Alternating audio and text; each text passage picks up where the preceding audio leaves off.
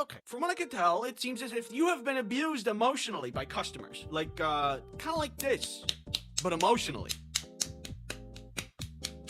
How does this make you feel? Bad and rude customers are everywhere. So much so that when I asked you about your rude customer experiences, thousands of you replied with your own stories. That's a lot of stories. Why did it take you a year to make this video? Let's begin. From Emberly, I remember one time I had a lady walk into this ice cream shop I worked at. She brought her 2 kids with her. We're used to seeing kids all the time, but what was odd was that she ordered a 2-scoop cone, but when her kids asked for something too, she got all mad and said, "Neither of you scored a goal in your game today," so she refused to get them ice cream. I felt so bad having to ring up her order while watching her kids cry and beg. Even though she was polite to me, it's the saddest customer experience I've ever had. This woman is an actual cartoon villain. You sign your kids up for sports, and then when they don't perform like a professional grade athlete, you taunt them with ice cream? Who does that? Clearly, in this situation, there's only one solution. Yeah, it doesn't feel very good, does it? If we were to open up the dictionary to see the definition of evil, it's actually just this mom in there. This dictionary is crazy. I know the person telling this story is simply an employee with no corporate power, but if I was the manager of that store, I would have something to say. Actually, moms who punish their kids by going to ice cream stores and getting ice cream for themselves except for but not their kids, but they bring their kids anyway so they can make them feel bad, they have to get their ice cream with spiders. It's just company policy. Sorry, it's company policy, there's nothing I can do. Have a nice day, enjoy your spiders. For that mom, I have a book recommendation. It's called How to Be a Good Parent, and I think it has some profound insight. Some pretty good insight. Anyway, that mom sucks. I'm sorry you had to witness that. And I'm also sorry you have to witness this. Witness what? Why are you looking at me like that? What's happening?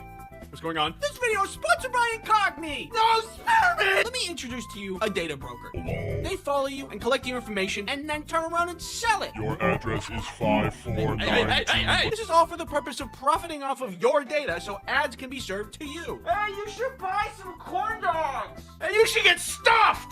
How did they know? Well, this is where Incogni comes in. There is a way to get data brokers to stop tracking you.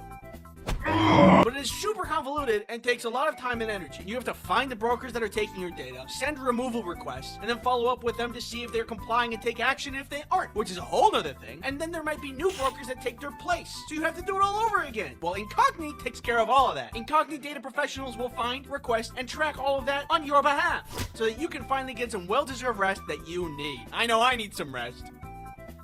I'm so tired. Click the link in the description to try Incogni today at www.incogni.com/ice cream sandwich. That's www.incogni.com/ice cream sandwich. Thanks Incogni for sponsoring this video. Herbal Assailant says, "We had a UPS drop off in our store, so it wasn't uncommon for customers to need help bringing in heavy boxes. But one day, a customer creeped up to the door and pointed out one of my coworkers and motioned them to come outside. That's deeply concerning."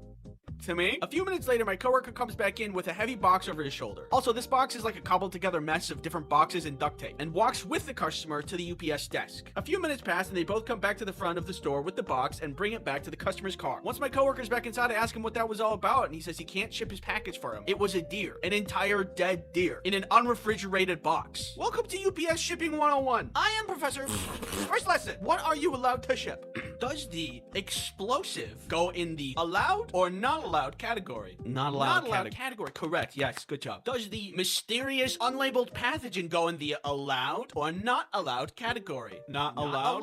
That is correct. Does the dead unrefrigerated deer go into the allowed or not allowed category?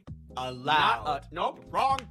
Bad. Surprisingly, there are reasons for people to ship deer. Taxidermy, meat processing, scientific stuff, but you do need to put it on ice and not in a warm box for several days. And for what I thought were obvious reasons, it just needs to be refrigerated. Hey, I got you some ice cream. Where is it? It's in the cabinet. It's your favorite flavor. Maybe it's a little presumptuous of me, but it feels obvious that you can't ship hazardous materials. Like if something is a hazard to someone's health, you wouldn't be allowed to ship it. Hi, I'm here to ship a package. Okay, and what are you shipping? It's uranium-235. It's what? Uranium-235. Uranium-235? Yeah.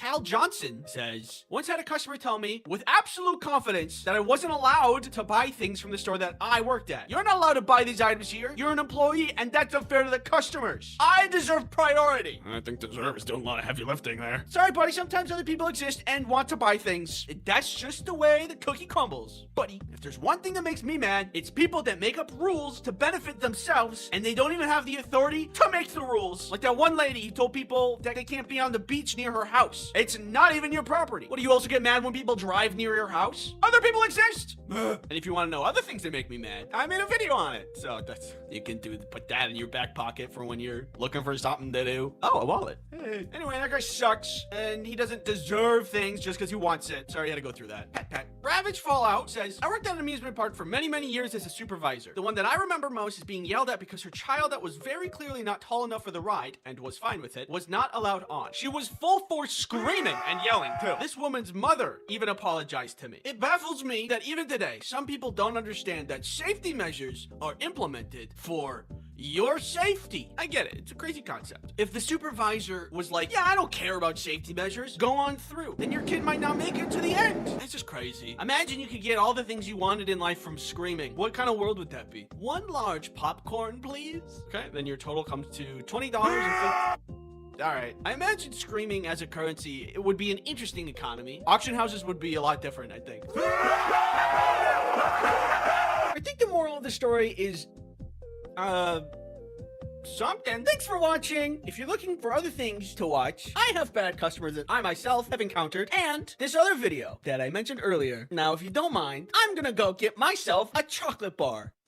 Hello, sir. How may I...